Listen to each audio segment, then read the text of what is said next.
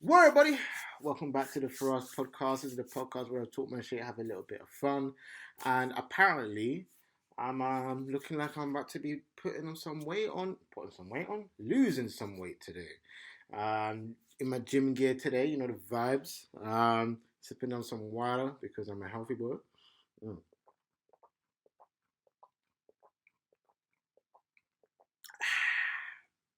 You know what I mean? So it's a good day. So yes, no sippy today. We're just chilling, having a good time, having a little conversation. We've got quite a few topics to get through today. So get your popcorns ready if you're watching on YouTube, or just get your headphones and a bit of laughter ready if you're listening to audio.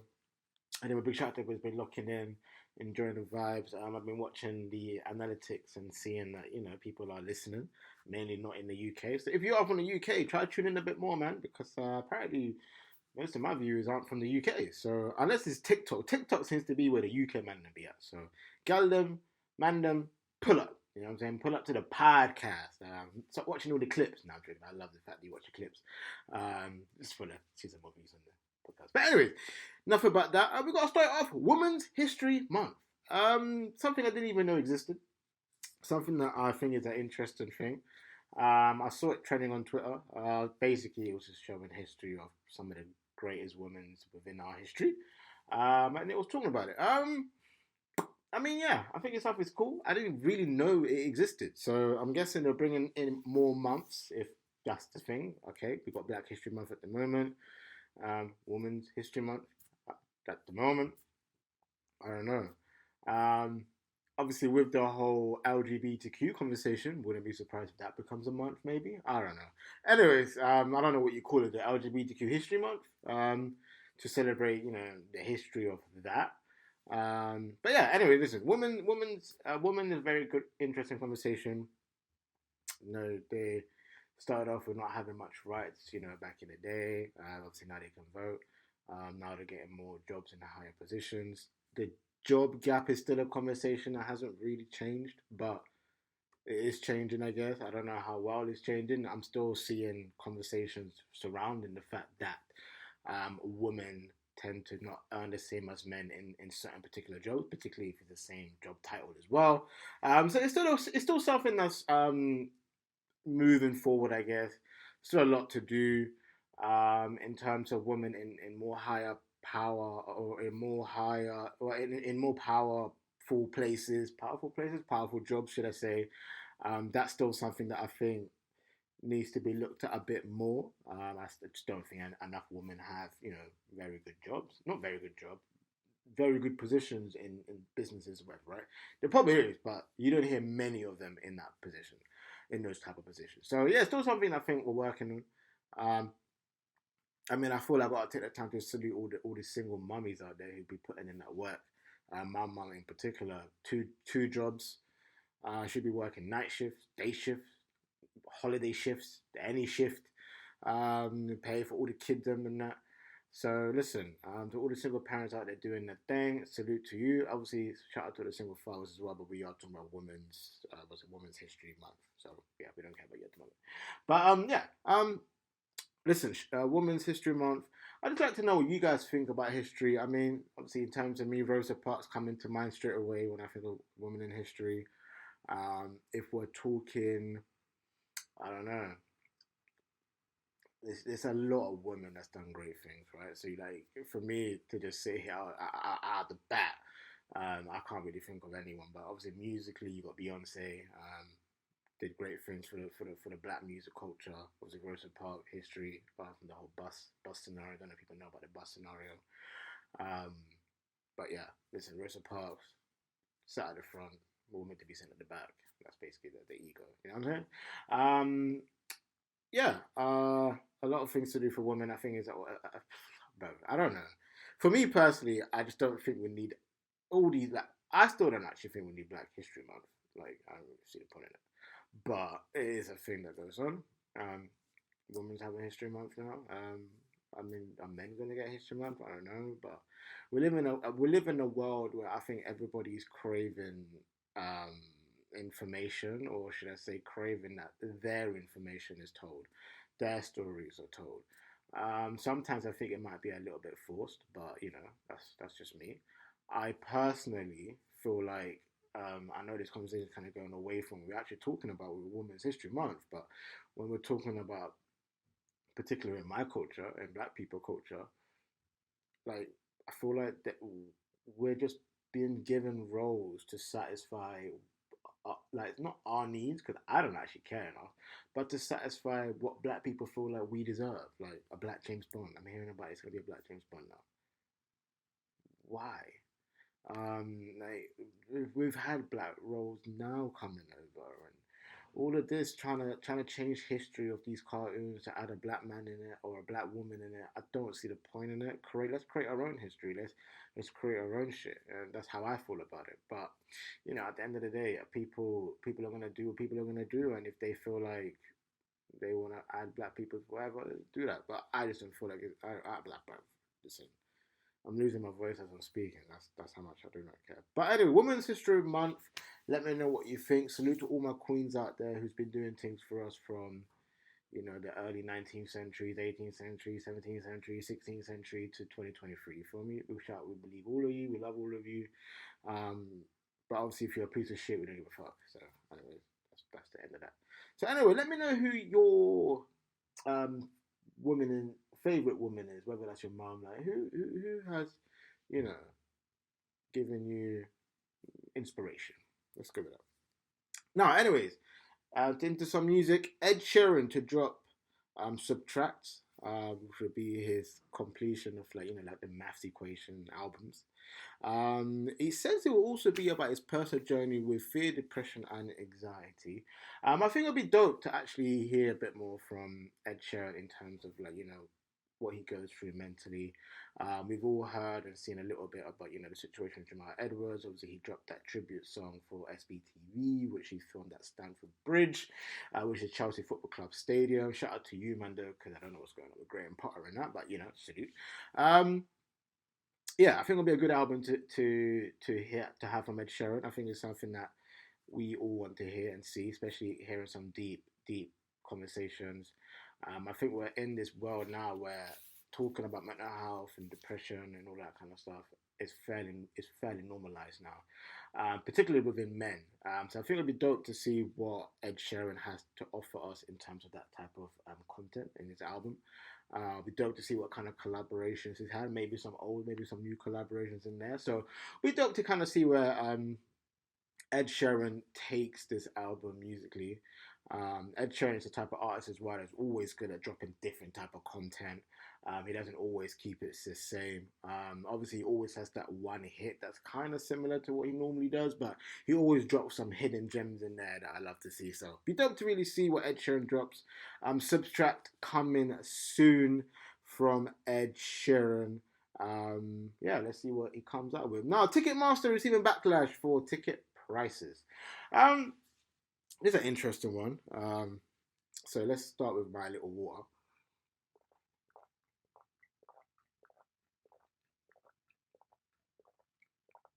Oh yeah. Listen, you gotta drink out loud when you're on this podcasting so you don't get bored. But yeah, Ticketmaster receiving backlash for their ticket pricing. Now I don't actually know fully how Ticketmaster works, so I would love for people to let me know. But I'm assuming you can resell on Ticketmaster as well, right? Am I wrong by saying that? If you can, let me know. If I'm wrong, I'm sorry, but I'm assuming you can also resell. But ticket prices on Ticketmaster is absolutely crazy. I saw a tweet about there being a $600 ticket for just a seat to see. I can't remember who the artist was, but $600 to see somebody. It's a bit wild. They're not for like great seats. So yeah, it's one of them ones where I don't really understand what is going on over there at Ticketmaster in terms of their ticket selling, ticket prices, and what they are trying to do. I'm personally not a concert goer. I've never really cared. I prefer like festivals and that. Shout out to all my press. Just since I said that, Reggae Land. It's a festival that is celebrating dancehall and reggae music, of course. Some of the hottest tunes to come out of reggae and dancehall. You feel me? Um, it's on the 5th and 6th of August. You got people like Sean Paul, Beanie Man, Barrington Levy, just to name a few. Sorry, there's a dog apparently barking outside my window. There's always something going on when I'm doing this podcast. Hey, yo, Bamba, me not gonna air no dog right now, you know. We're doing a podcast. Sorry, I ain't got no accent, so I do apologize for that one. Terrible. But yeah, I want everybody to come down to Regularland, grab your ticket at regularland.co.uk. It's going to be an action-packed event. You got a lot of artists performing, food, clothes celebrations. Like you can buy bracelets, stuff like that. Like it's crazy. All the people come together. It's amazing. I think it'll be a great event for everybody else. So yeah. Now back to Ticketmasters. Now, when it comes to Ticketmasters, I honestly don't know, like what really goes down, bro. These dogs are really annoying me. But anyways, I don't even know what really goes down with these sales tickets because I've always heard and seen that tickets are being sold at extra, like mad prices, and for me, it's something that I don't really look into because I'm never really chasing concert tickets, right? So I want to know, like, from the people that I'm like, is Ticketmaster like doing it right or are they doing it wrong? But I'm assuming it's a lot of resellers that are selling tickets at a high price, and I'm just assuming they're able to sell it through Ticketmasters. So that's what I'm thinking. But I wouldn't really know. So let me know what you like think. Ticketmaster receiving backlash for ticket prices. Is that a good or a bad thing? Now another conversation. BBC introducing. For people who don't know what BBC introducing is, BBC introducing is basically a show on BBC radio platforms where they would introduce a emerging artist, up and coming artist, somebody new, somebody fresh. They have supported artists like Ed Sheeran in the past. And you know, they play their songs on the radio to say, oh look, we got an emerging new talent, yada yada yada, this tune's fire, listen up, yeah. They're about to cut show from 32 to 20 shows. So let me read this now. So the BBC has confirmed rumours that it is to cut back its slate of BBC introducing programs. The nationwide regional radio arm offers platform dedicated to unearthing emerging musicians. Previously, 32 of the BBC's 39 local radio stations helmed their own introducing show. This would be cut to 20 shows, although the frequency of broadcast will double to twice a week, giving up-and-coming musicians a bigger platform and audience than ever before, the broadcaster said in a statement. So basically, they're basically saying, listen, even though, listen, we're cutting shows, we are going to do two a week now. Therefore, you get more listeners, more audience, apparently, with less stations doing it as well. So, or less shows, should I say. So, instead of 32, 20 shows. Listen, up and coming scene is a very interesting for me within the UK. I don't know how much support they really give. Now, there's a thing where for me, I feel like you get more support doing it yourself on social media than you do from platforms like BBC, Capital, Represent. I mean, Represent does pretty decent, I guess. I mean, they kind of work a lot more with up and coming artists than most other stations. But in reality, I just don't really see where the support really is like that. I feel like people like me or other artists who really try to put up an underground scene do way more than you lot, and we're not even a bigger platform. So I don't know. I'm in a situation where the fact that they're cutting shows, they're now claiming that it's going to be even better by cutting shows, which is okay. Depending on where these stations are at as well, because you got to remember it's 32 shows. They now cut 12 of them. We don't know where those 12 were before, right? It might be not very good. Those 12 might be very important to those artists, not the other 20. You know what I'm saying? So explain to me how that's going to be improved, but whatever. That's what they're telling us. I honestly stop relying on radio. Stop relying on radio. Having your song played on BBC Introducing don't mean shit. I'm sorry. I just have to tell you the truth. I was talking to a girl I did an interview with not long ago about BBC Introducing, and I was like, yeah, how did it feel to me? Like, she was gassing, it's cool, and I get it. I mean, it's a question I have to ask because she was a new emerging artist, and I didn't have much to ask, so I asked one of those questions. But in my head, I was just like, bro, listen, radio is cool. I work in radio. I'm a radio presenter. So I know what I'm talking about. But listen, like radio's dead. Like we need to stop this narrative that radio's still a thing. It's not. You might have a couple of radio personalities in the streets doing their thing. Yeah, it's cool. Like, bro, radio's nothing. Like, radio's now is just cool for DJs. Do your little 1-2 set. If you're a presenter, go there and just patch up your game and go get a TV job or something. Like, radio presenting is literally not. It's not a job anymore, bro. Like, we're not using radio as our day-to-day job. It's a thing on the side. It's everyone's thing on the side. Everyone's main bag isn't radio. Unless you're like BBC and you're some mad celebrity with like 1 million followers, and you know what I mean. Unless you're one of them niggas, then yeah, you're cool. But hold on,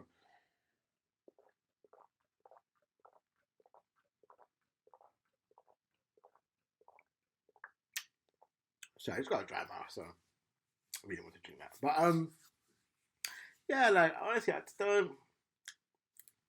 Honestly, radio ain't it. And the thing is, obviously, with the POS and stuff, get that sorted as well. If you want to put your music on there and get a little bag, whatever. And that's only for like big station anyway. Because most stations they don't make money. Let's talk facts. Um, I the industry at the moment for me is in a very interesting place. I think the UK has kind of got a bit stagnated. Stagnated, is that the word? Stagnated, yeah. Um, it's popping. It's not really as popping as it was before. The numbers aren't the same as it was 3 4 years ago for me personally. Um, I think pop slowly just coming back and taking over the UK at the moment. I also believe all the big rap stars that we love um, aren't hitting the same anymore.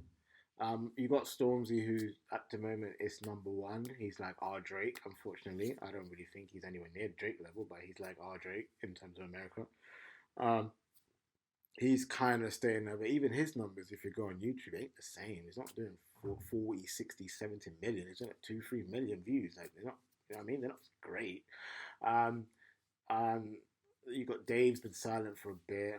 You got all these like TikTokers that kind of drop their tune. They just drop them on GRM daily anyway. I think one of them calls like Steps. Like he ain't like doing great. He ain't like what is he charting? I don't know.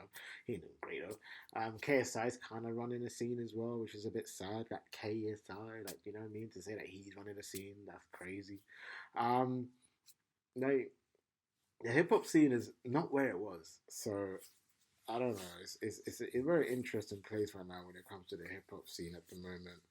Um, I do want to say this as well when it comes to musicians as well, especially within the UK. Um, I feel like a lot of you aren't doing like unique music. I feel like everybody just kind of takes what's hot and runs with it. If you're talking like rap, drill, um, you lot just sound the same. Like you don't sound that different. You know what I mean? You lot all sound the same. You lot might have different accent, but you just sound the same. The music is very the same. I wouldn't even say the music is meaty because I like the music, right? And that's not even an issue. I like the songs. They just sound the same. So I don't have to listen to half of these artists. I listen to one or two that I like, and then the rest of you are just dust to the side, really. Um, but yeah, BBC introducing. Listen, radio is not that important. Like, listen, social media is more powerful than radio, I believe. Um, and yeah, man, listen. I mean, everyone do what they gotta do. If you want to be on BBC introducing, then do your thing. So BBC introducing to cut the shows from 32 to 20. How do you feel? Let me know.